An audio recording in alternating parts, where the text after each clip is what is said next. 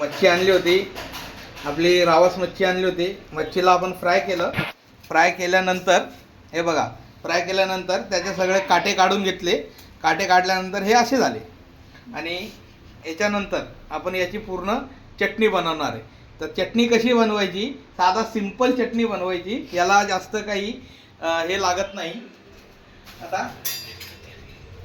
आता याला लागणार आहे हिरवी मिरची, थोडेसे लसूण आणि एक अर्धा लिंबू, जो आपण नंतर त्याच्यामध्ये टाकू, आणि हिरवी कोथिंबीर, आणि थोडंसं बटर आहे आपल्याकडे, आणि थोडंसं तेल आहे. याच्यासाठी आपण थोडंसं याला तेलमध्ये फ्राय करू, कारण की कच्चापणा जाण्यासाठी चटणी बनवताना त्याला कच्चापणा नाही राहिला पाहिजे. त्याच्यामुळे थोडंसं फ्राय करून घेऊया.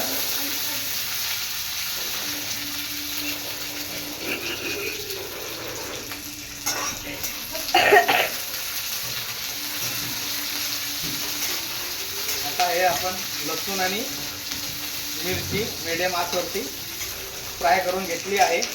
त्याला थोडंसं कच्चापणा जाऊ देऊया याचा, कारण की फ्राय केल्यानंतर आहे ना, मिरची आणि लसूण याचा टेस्ट खूप चांगला येतो, त्याला कच्चापणा राहत नाही. आणि थोडंसं कसं आहे, मिरची आपण जास्त तिखट घेतली नाही आहे.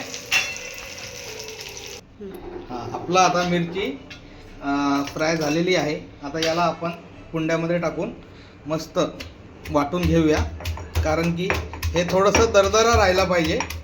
आणि त्याच्यानंतर याच्यामध्ये आपण आता कोथिंबीर वरून टाकूया, कारण की कोथिंबीर आपण फ्राय केली नाही आहे, त्याच्यामुळं कच्ची कोथिंबीर टाकायची आहे.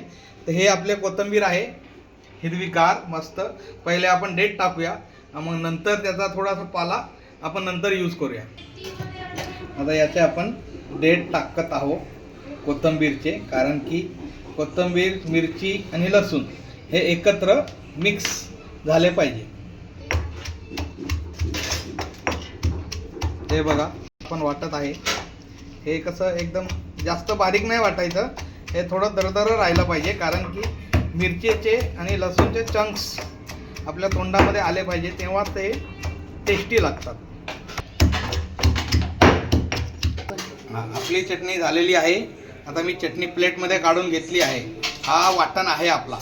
आता हे बघा, हे मच्छीचं मिश्रण आहे, जो फ्राय करून आपण याचे काटे काढून घेतले आहे. आता याला आपण काय करूया, थोडंसं बटर,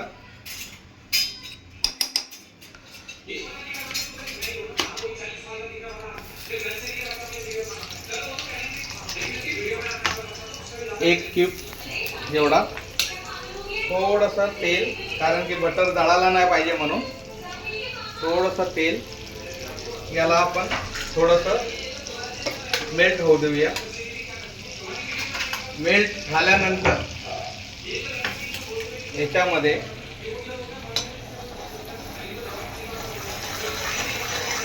आपला जो वाटण आहे तो वाटण टाकूया.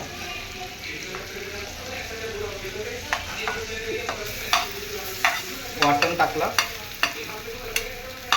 याच्यानंतर याला थोडंसं आपण अजून याच्यामध्ये फ्राय होऊ देऊया.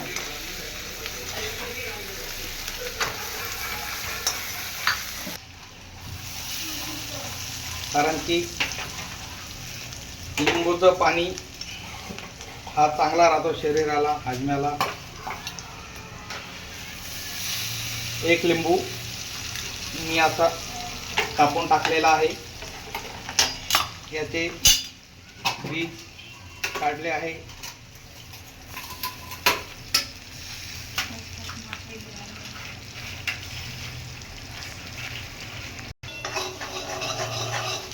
आता आपण हा जो मच्छी आहे आपण याच्यामध्ये टाकूया, परतून घेऊया.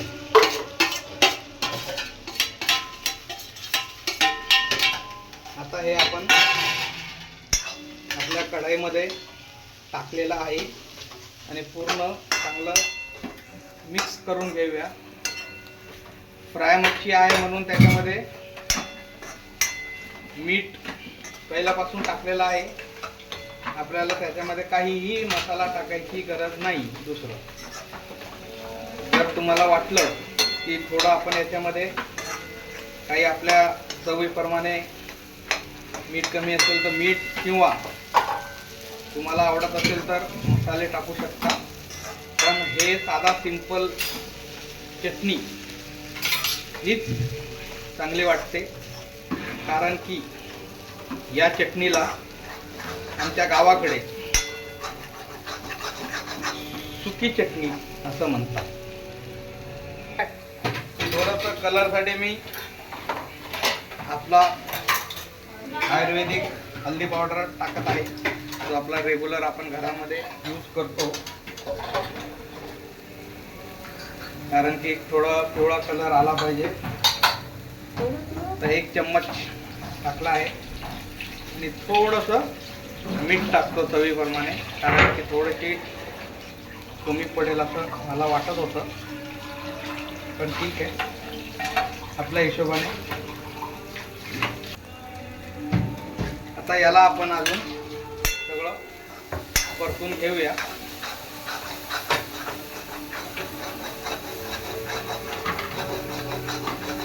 हे थोडं खाली लागतं बरं का, त्याच्यामुळे थोडंसं गॅस स्लो ठेवा.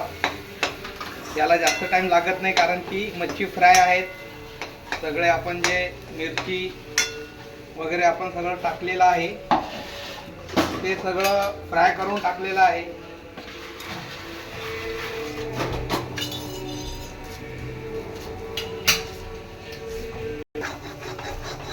आणि आता ही आपली बाकी राहिलेली कोथिंबीर, याला आपण गार्निश करूया. मस्त घर का खजिना ज्याला आपण कोथिंबीर म्हणतो. याने आपल्या किचनमध्ये कोणतंही काम, कोणताही स्वयंपाक आपला पूर्ण होत नाही. ते आपण टाकलेलं आहे. थोडंसं मी वरून त्याला झाकण दिलेलं आहे. थोडंसं वाफेमध्ये ते शिजलं पाहिजे ॲक्च्युली. हे बघा,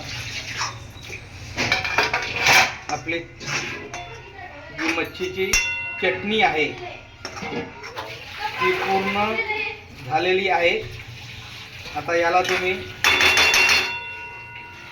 तुमच्या हिशोबाने थोडंसं भाताबरोबर